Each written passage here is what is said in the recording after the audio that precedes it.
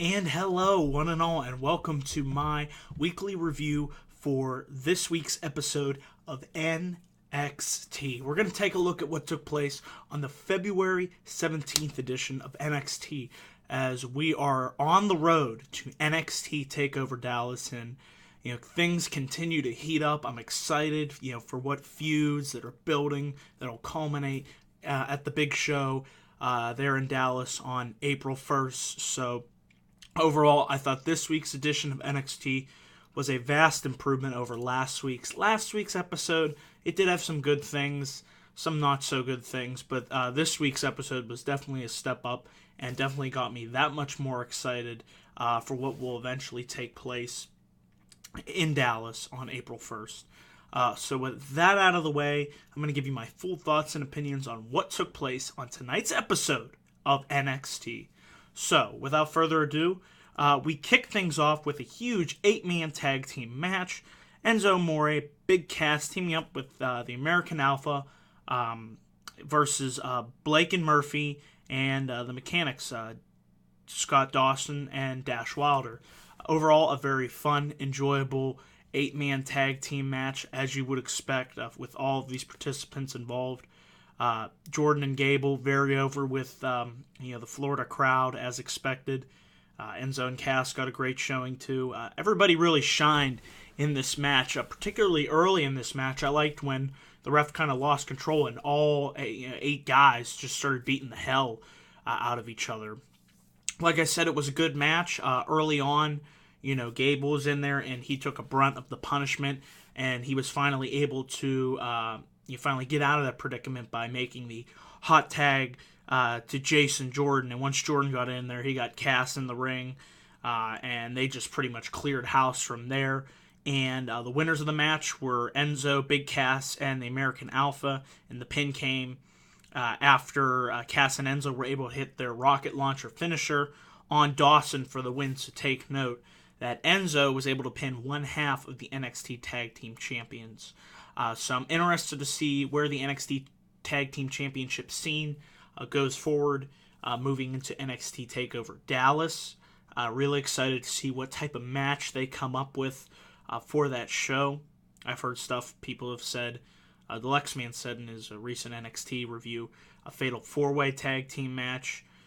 That would be tremendous. You could have the American Alpha, Dash and Dawson, Enzo and Big Cass, and who else you could throw in there? The Vaudevillains, Blake and Murphy, the Hype Bros. I mean, there are a number of good teams on NXT currently. I'm really liking the NXT tag team division, so this was a great way to start off tonight's episode. Then we had Asuka versus Dianna Purrazzo. Hope I got that name right. This was just a match where you knew as soon as Asuka stepped in there, she was just going to beat the holy hell out of Dianna. And Asuka did not waste much time. Dianna was able to get in some offense on Asuka, but Asuka was able to hit some, stiff looking, what's called here some strike combos right to the back of Dianna's head. She hit some nice German suplexes on her. I mean, Asuka is a beast when she steps in the ring.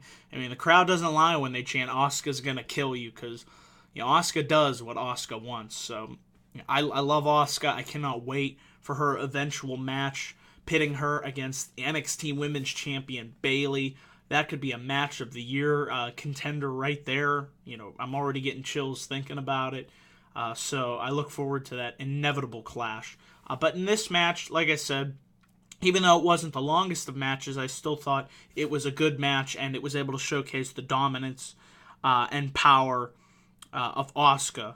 And Asuka was able to, like I said, pick up the victory after she landed her strike combos on Dianna, and she got the 1-2-3 from there. Then we had a backstage interview with Eva Marie and Nia Jax. Basically, Nia said Bayley is lucky that she wasn't cleared to be in that Battle Royale, because if she was, Carmella wouldn't have been the number 1 contender, for Bayley's women's title last week. And then they also said that Asuka needs to stay out and mind her own business. And it was also announced for next week that we're going to get a tag team match pitting Bayley and Carmella against Eva Marie and Nia Jax. So looking forward to seeing that next week.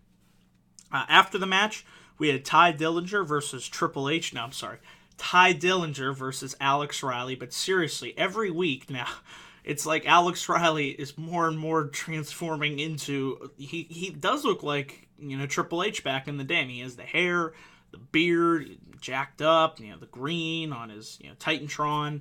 So, but I'm interested in where they're going with Alex Riley, and I was really surprised to see Ty Dillinger, the Perfect 10, pick up the win. I like Dillinger. He's very over with the crowd, and I thought for sure Riley was going to beat him, but Dillinger was able to get the roll-up on Riley for the win, and afterwards you just see this frustrated, dejected Alex Riley. As we all know, they're trying to tell the story of how nobody made a big deal about his return to NXT. You had guys like Sami Zayn and et cetera, et cetera. They're all hyped for their returns, but who really cares about Alex Riley? So he's getting just overall more and more frustrated as the weeks progress, and this will eventually lead to... I'm interested to see where they go with the direction of his characters. So it wasn't a bad match between him and Dillinger either, and definitely, like I said, surprised to see Ty pick up the win. But yeah, so that was that match. And then after that, we had a backstage interview. Corbin once again confronts Regal. He wants him to put him in that contenders match between Sami Zayn and Samoa Joe, but Regal insists, no, that ain't going to happen. And Corbin pretty much says, what, an eye for an eye, pretty much. I'm going to make things even. So you thought maybe Corbin would interfere in the match later on in the night, but that did not happen. However, what did happen was a tremendous match between Sami Zayn and Samoa Joe. Really enjoyed this match between these two guys. It started off slow, but once it picked up, it really got going. Joe really controlled the brunt of the match. It really got me. I love Sami Zayn. He's such a great, that underdog character. You want to see him overcome every odd that is put in front of him.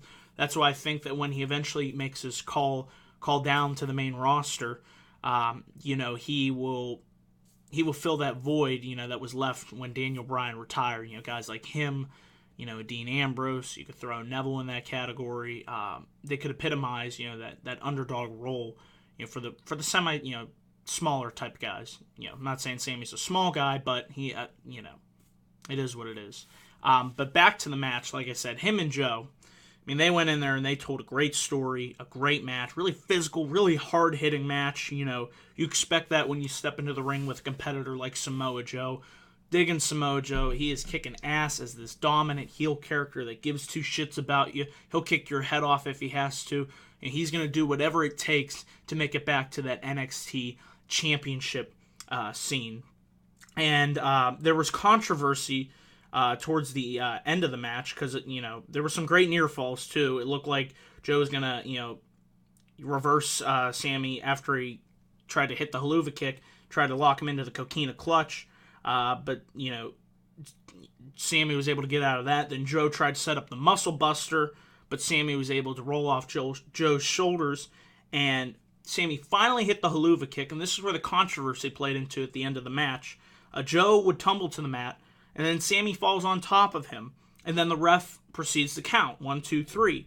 But both Sami and Joe's shoulders were down at the same time. Therefore, the referee was unable to make a decision, and therefore we still do not have a number one contender to Finn Balor's NXT championship. So where do we go from here? I liked it. It continued, to just keep you interested. Where are we going to go from here? I want to know who will eventually become the number one contender to the NXT championship and who will face Finn Balor in Dallas. Controversial ending. Really great match to a solid episode of NXT. I enjoyed this one from start to finish. And then also next week, it was announced the American Alpha will be taking on the team of Blake and Murphy. So looking forward to that match as well. So yeah, overall, like I said, tonight's episode of NXT was really good. I'm going to give it a B+. So yeah, let me know down in the comments section below what you all thought of tonight's episode of NXT. Look forward to reading those. And be on the lookout. Tomorrow I will have my Fastlane preview and predictions video, so stay tuned for that. And then on Sunday there will be a special Daniel Bryan career retrospective video. We will be going live on Google Hangout, hopefully around 6 p.m. So if you're able to tune into that before Fastlane, me and my friends, we're going to pay tribute to the legendary career of the Yes-Man, Daniel Bryan. So that will be a very, very good tribute we hope to have planned for that, for him. And then I will have my Fastlane review, hopefully around 11:30 after the show. So hopefully Fastlane will be good. And then stay tuned for live reactions that I will have from the Fastlane pay-per-view. Hope to get those posted on Monday. And then, of course, my live Monday Night Raw review will be returning this upcoming Monday. So a lot of content coming to the channel. And yeah, I'm really excited for NXT, Lucha Underground, and I'm interested in Fastlane. We'll see how all that goes. Thank you all for watching this video. Appreciate it. Please click that like and subscribe button for more video content. And I will see you for my upcoming videos this weekend. Take care, guys. Peace.